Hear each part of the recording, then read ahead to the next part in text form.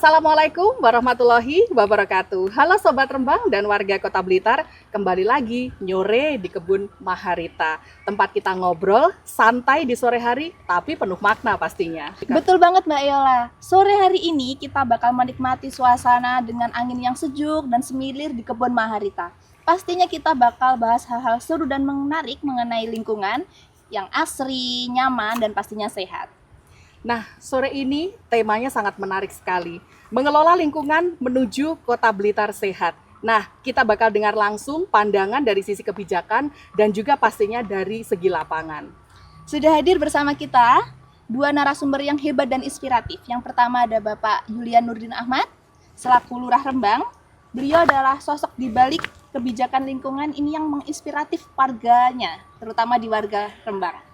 Nah, yang kedua saya sapa ada Bapak Muhson Jumanto.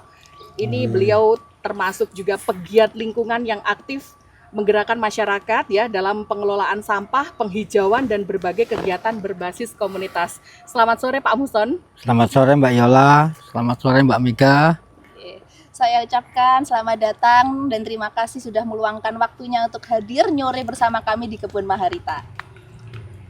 Nah, baik, kita akan mulai obrolan sore ini ya, karena memang kayaknya pemirsa ini sudah nggak sabar dengan obrolan sore, bagaimana suasana dan juga bagaimana cara mengelola Kebun Maharita ini agar tetap asri khususnya untuk warga Kota Blitar.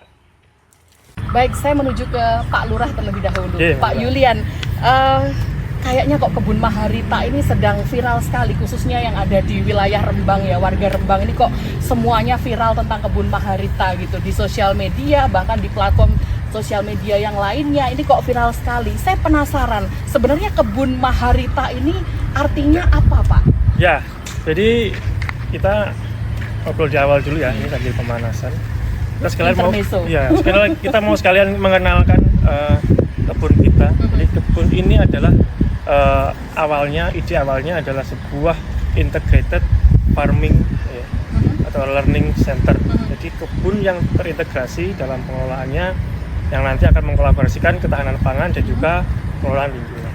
Jadi awal kita mau membuat ini memang kita tujukan sebagai role model untuk masyarakat itu bisa melihat bagaimana pengelola lahan tidur menjadi sebuah lahan yang bermanfaat baik untuk ketahanan pangan maupun sebagai tempat untuk belajar bersama dalam pengelolaan lingkungan hidup. Seperti itu.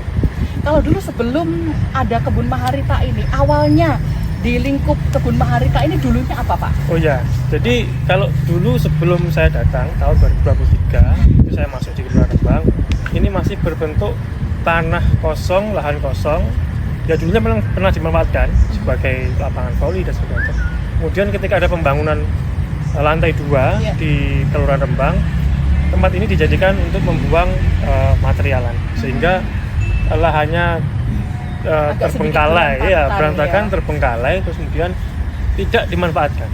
Kemudian saya melihat potensinya ada lokasinya dulunya lahan sawah, terus kemudian kenapa nggak dimanfaatkan lagi aja? Kemudian kita ada bantuan dari kecamatan untuk bisa menciptakan bangunan seperti ini, kebun seperti ini.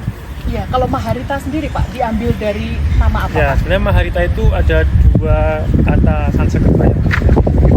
Yang pertama Kama itu artinya cinta, yang kedua Maharita itu artinya keasrian atau kesuburan. Jadi ini digabungkan menjadi cinta keasrian atau cinta kelestarian. Wah, bagus sekali ternyata maknanya.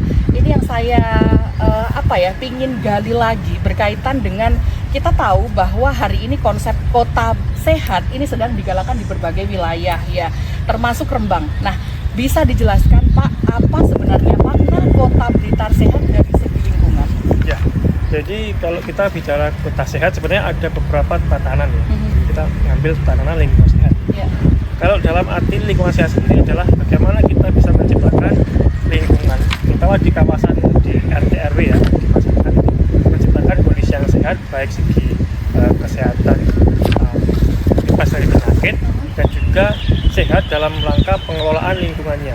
Artinya bagaimana masyarakat itu menangani berbagai macam penyakit, mulai mungkin misalkan ada demam berdarah, jadi lingkungan itu bisa mengantisipasi dengan mungkin menanam serai, menanam bunga lavender ya, nanti menangkal nyamuk demam berdarah, kemudian dia mengelola bagaimana menerapkan 3M, ya, seperti itu. Dan juga bagaimana jumantik itu bekerja dengan baik di lingkungan masing-masing. Mungkin itu kalau di tatanan lingkungan sehat. Luar biasa sekali Mbak Mega ya. Iya, bener banget. Menarik ternyata Pak ya, pembahasan tentang lingkungan itu ternyata kompleks sekali.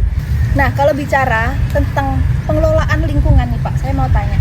Sekarang ini kan banyak sekali isu-isu terkait lingkungan. Menurut Bapak, kenapa hal itu tuh menjadi hal yang mendesak untuk dilakukan di Kelurahan Rembang itu sendiri Pak?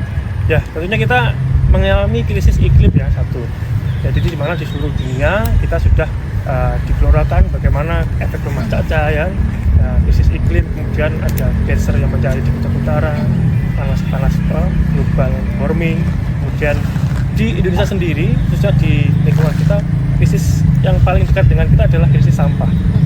Jadi bagaimana kita juga di kelurahan itu bisa mengkolaborasikan program-program lingkungan, kemudian kita bawa di masyarakat untuk bisa menangani gangguan atau krisis lingkungan itu tadi, terutama yang paling bisa kita pegang selama ini adalah krisis sampah dengan cara pengelolaan sampah berdasarkan komunitas. Nah, yang sekarang sudah ada Pak Unsur ini adalah pegiat lingkungan dalam pengelolaan sampah berdasarkan komunitas.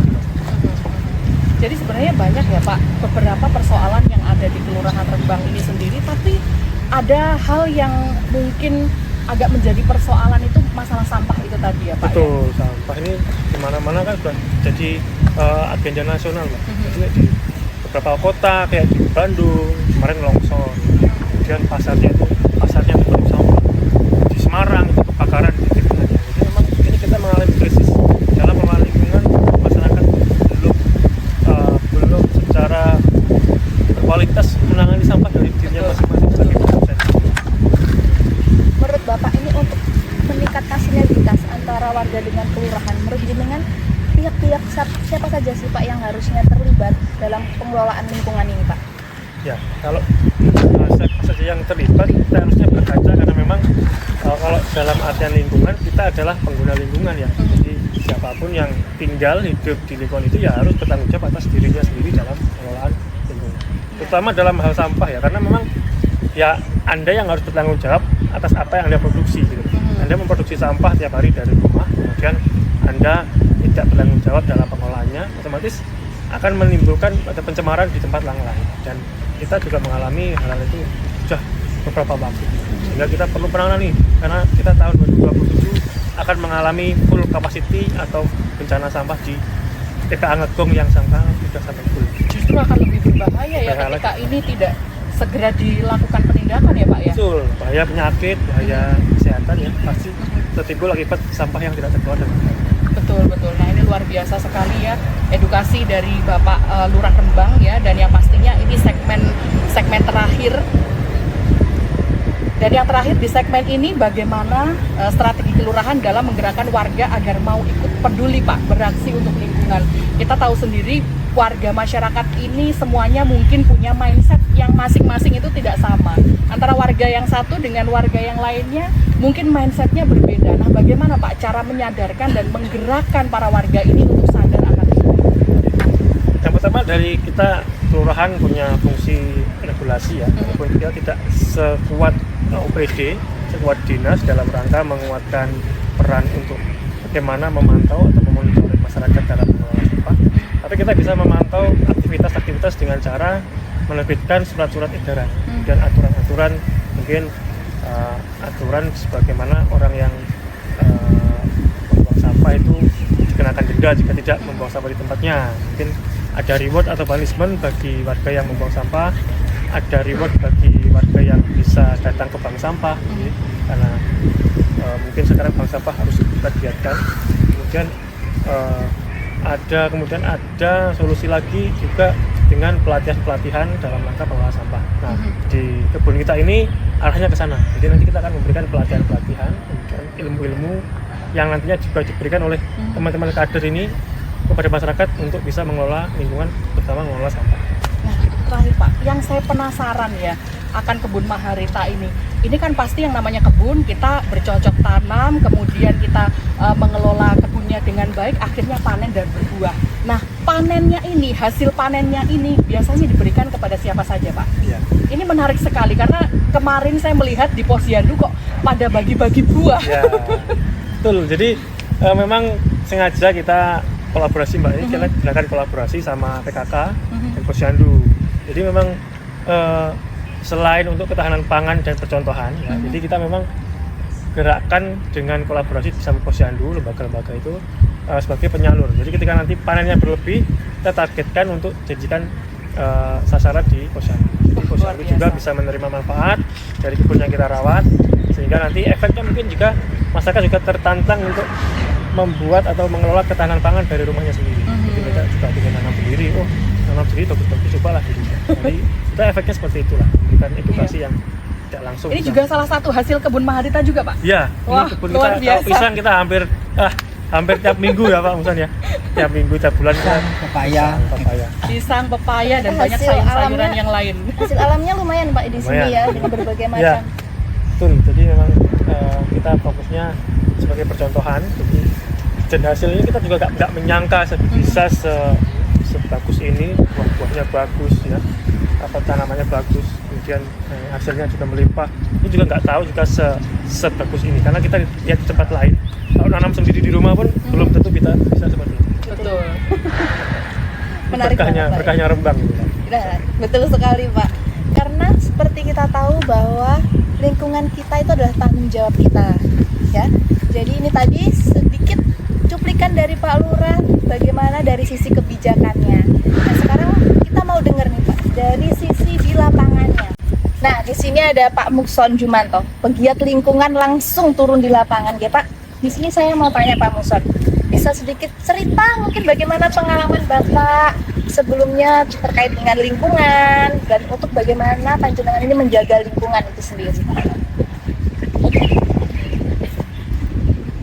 Dulu terutama di lingkungan kami di Rembang, itu kebiasaan-kebiasaan buruk masih banyak dilakukan di masyarakat.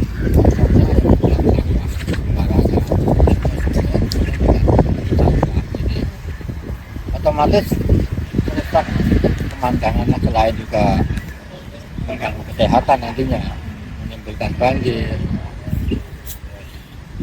Ada ide dari kelompok masyarakat di lingkungan, gimana cara menanggulangi sampah tersebut. Iya. Hanya pernah kita rapatkan dengan RT, dengan tokoh-tokoh masyarakat, hanya terbentuklah bank sampah. Nah, dari bank sampah tersebut kita mengedukasi ke masyarakat untuk bisa memilah sampah yang tadinya tercampur antara organik, plastik, dan residu, dan yang akhirnya kan numpuk di TPA ataupun dibakar. Nah, mulai sejak adanya bank sampah, masyarakat sudah bisa memilah antara organik, sampah plastik, dan residu. Tapi kadang ada warga yang mungkin masih belum peduli terhadap kebersihan ataupun sampah, jadi belum begitu peduli dengan lingkungannya masing-masing. Nah, kalau menurut Pak Mukson sendiri, sebenarnya kenapa sih hal itu bisa terjadi, Pak? Ya, ada banyak faktor sih yang kepedulian masyarakat itu tidak semua bisa sama gitu. Iya. Pertama karena mungkin kurangnya pengetahuan, Iya.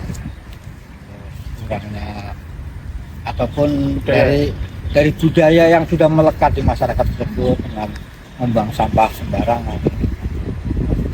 Ada lagi karena mereka belum tahu sampah itu bisa bermanfaat atau bisa menghasilkan uang. Kita bisa mengolah sampah itu menjadi cuan, Iya. uang. Nah, mungkin kedepannya kita berkolaborasi dengan pihak pemerintah, terutama kelurahan, mengedukasi ke masyarakat untuk memilah sampah dari rumah, Iya. memanfaatkan sampah tersebut, bisa membuat produk daur ulang, Iya. dan akhirnya bisa menimbulkan ekonomi di masyarakat. Wah, menarik sekali ya Mega ya. Setuju saya Pak, karena menurut data yang saya dapat itu kesadaran lingkungan di Indonesia tahun 2024 itu 70%, berarti 30% itu adalah PR kita semua. Waduh, luar Nah, biasa. Itu sangat berkaitan apalagi dengan pengelolaan bank sampah. Menurut panjenengan, apakah ada momen-momen tertentu yang pas untuk menggerakkan ini seluruh warga untuk pengelolaan lingkungan Pak? Mungkin bisa melalui momen lewat lomba atau warga kegiatan rutin, mungkin Bapak bisa share pengalaman selama di lapangan Bapak. Yang selama ini sudah dilaksanakan di Kelurahan Rembang ya sama Kelurahan. Momen yang tepat menurut saya seperti adanya penilaian dari lomba seperti Kelurahan Berseri. Iya. Kita bisa menggunakan otomatis kita menggunakan warga untuk melakukan gotong royong, membersihkan lingkungan. Terus ada lagi lomba kampung Proklim ya, kemarin kita Proklim, bahkan kita sudah sampai tingkat nasional Pak Lurah ya. Terus di lomba gotong royong juga melibatkan semua pihak ya, termasuk bank sampah, termasuk lingkungannya juga dinilai. Ya. Dan alhamdulillah juara 1 juga Pak Lurah kita. Alhamdulillah. Luar biasa sekali ya Mega. Berawal Ya. dari Ya. paksaan nih Pak ini, berarti paksaan Akhirnya lomba menjadi kesadaran. berkelanjutan juga itu Ya, Pak karena Yola. masyarakat itu tanpa ada sedikit paksaan mungkin sulit Pak Lurah ya. Betul. Sulit karena Karena kembali ke pola pikir Iya. dan Budaya itu Iya, tadi. budaya. Budaya itu tadi.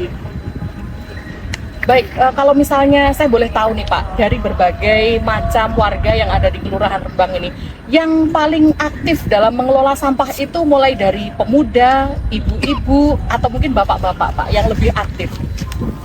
mayoritas yang paling aktif itu ibu-ibu. Ibu-ibu, wah luar biasa sekali nih, mak-mak powernya Iya, luar biasa. the power of mak-mak sekali ini Ujung ya. tombaknya tetap di mak-mak. Tetap di mak-mak, wah luar biasa. Tapi tetap kita melibatkan pemuda. Kita perlahan kita mengajak generasi muda untuk punya jiwa peduli Iya. terhadap lingkungan. Termasuk ibu-ibu PKK juga ya Pak ya? Betul. Menangani mak-mak dan ibu-ibu itu juga hal yang menantang loh Mbak Yola, karena tidak mudah menghandle ibu-ibu. Makanya Betul. saya ingin tahu bagaimana cara Pak Musan tuh menjaga agar semuanya tetap stabil, mulai dari pengelolaan, karena itu mempertahankan itu tuh tidak mudah. Mempertahankan konsistensinya seperti apa Pak? Betul sekali. Ya kebetulan kita dibantu dari pihak kelurahan dengan adanya kebijakan yang contohnya penerima bantuan sosial Baca. ada itu diharuskan, diwajibkan untuk menjadi bank sampah aktif, untuk menyetor Iya. sampahnya ke bank sampah, terutama sampah yang mempunyai nilai jual, sampah Iya. organik. Sambil kita mengedukasi untuk memanfaatkan sampah anorganik yang tadinya cuma dibuang, untuk dimanfaatkan lagi Iya. menjadi kompos ataupun pakan ternak. Betul. Nah, kalau bicara ke depannya, apa langkah selanjutnya di Kelurahan Rembang untuk memperluas gerakan peduli lingkungan agar makin banyak warga yang terlibat, Pak? Karena mungkin ada sebagian warga yang mungkin belum terlibat. Bagaimana cara menggerakkannya? Ya untuk kedepannya mungkin kita lebih sering aktif gitu ya ke misalnya di pertemuan tingkat RT, RW, kita berkolaborasi dengan pihak-pihak terkait untuk memberi tentang cara memilah dan Iya. manfaatnya memilah sampah sendiri itu. Kita harus sering terjun ke lapangan. Hebat Iya. sekali ternyata Sebenarnya ya. saya tuh masih penasaran bagaimana sistem kerjanya bank sampah ini, pengumpulan sampah di satu tempat atau seperti apa. Saya sebenarnya masih penasaran Pak, karena jujur saya masih minim sekali ilmu terkait bank sampah. Saya baru tahu inovasi-inovasi bank sampah itu dari Kelurahan Rembang Pak. Itu seperti apa? Dikumpulkan dulu di pengelolaannya atau bagaimana ya Pak?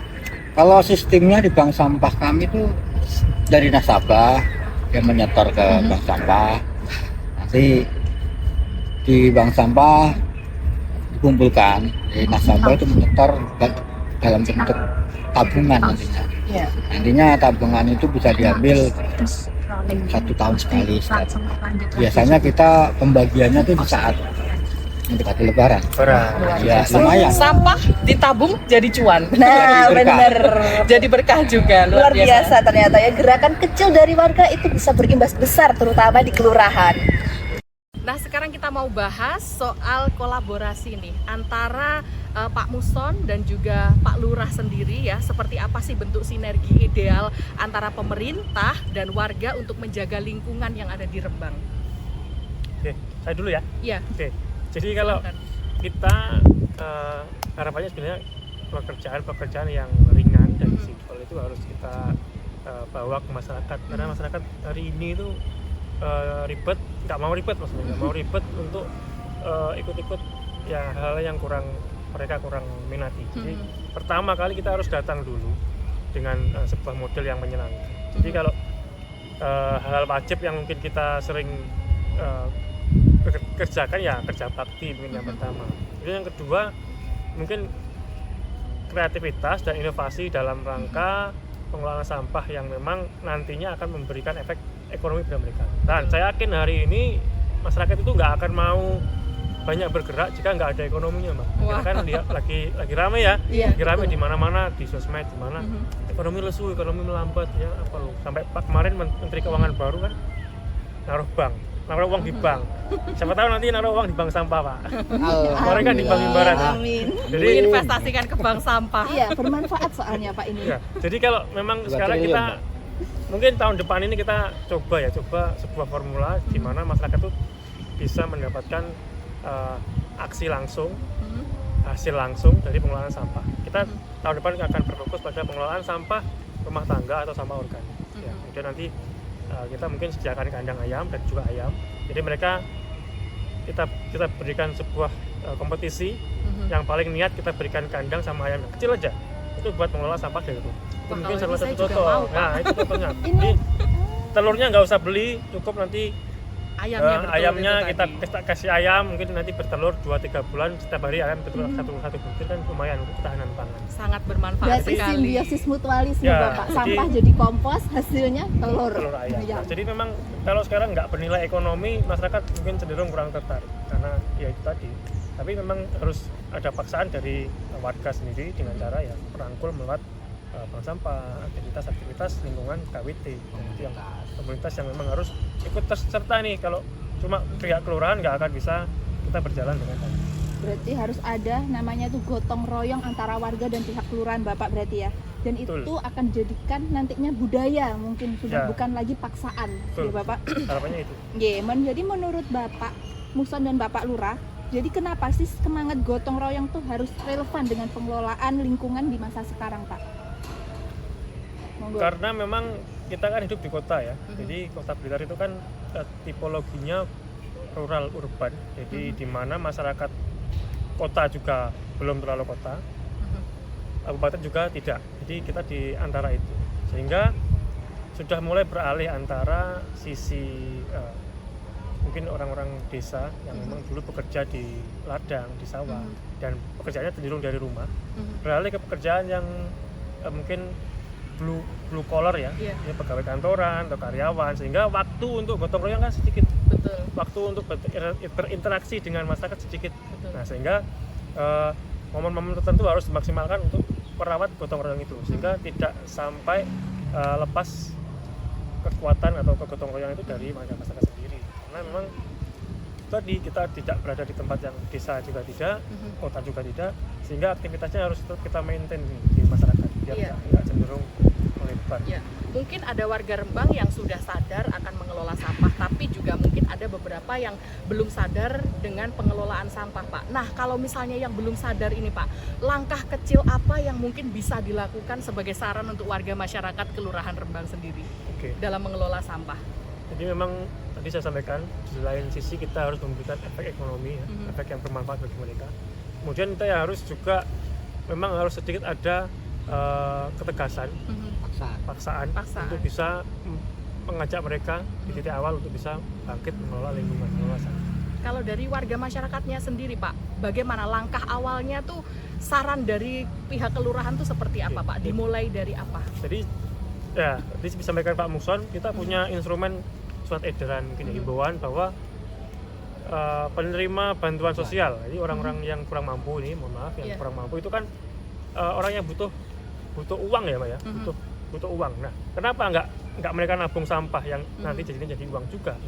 Kita paksa ke sana. Jadi sehingga ketika mereka bisa menabung sampah, otomatis untuk pajak mungkin, pajak PBB, untuk PLN, listrikan, gitu ya. PDAM itu bisa ambil dari tabungan itu. Kemudian mungkin kita memberikan ketegasan juga, Pak, ini yang belum mungkin ketika kewajiban pajaknya belum selesai, kewajiban mengelola sampahnya belum tuntas, kita edukasi juga di kelurahan, kita mengurus surat administrasi. Nggak kita tahan, tapi kita berikan edukasi dulu. Pak, kita tahan dulu. Jadi kan belum mengelola sampah, belum ikut bank sampah, mungkin kita arahkan dulu. Iya, juga termasuk memilah sampah dan lain sebagainya ya Pak ya. Kalau menurut Pak Muson dari sisi lapangan yang udah terjun langsung Pak, saya mau tanya, udah berapa persen kesadaran di Kelurahan Rembang ini meningkat terkait pengelolaan sampah itu sendiri, pengelolaan lingkungan itu udah menurut panjenengan progresnya bagaimana sejauh ini? Untuk tolak ukurnya kita melihat dari jumlah nasabah. Pertama kita memulai membuka bank sampah, nasabahnya itu cuma 19 orang, itu cuma lingkup satu RT.